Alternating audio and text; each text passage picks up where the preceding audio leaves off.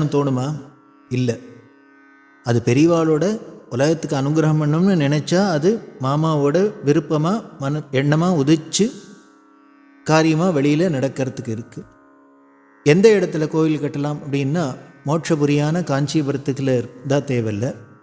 நதிக்கரை ரொம்ப விசேஷம். அதனால் பக்கத்தில் பாலாறு பயோஷினின்னு புண்ணிய நதி, அந்த நதிக்கரையில் இருக்கலாம் அப்படின்னு. இந்த பாலாத்தங்கரையில் ஏதானும் நல்ல இடம் கிடைக்கிறதா அப்படின்னு சில அன்பர்களை விட்டு பார்த்துன்னு வர சொன்னான். அவள் பல இடம் பார்த்துட்டு ஒரு இடத்த பார்த்தா, இந்த ஓரிக்கைங்கிற இடம்.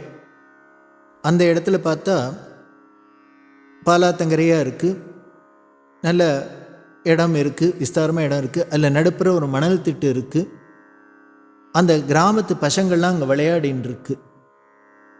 இதெல்லாம் அங்கே பார்த்துட்டு மாமா வீட்டில் சொல்லின்னு இருக்கா. சாயந்தரம் மாதிரி போய் பார்த்த இடங்களில்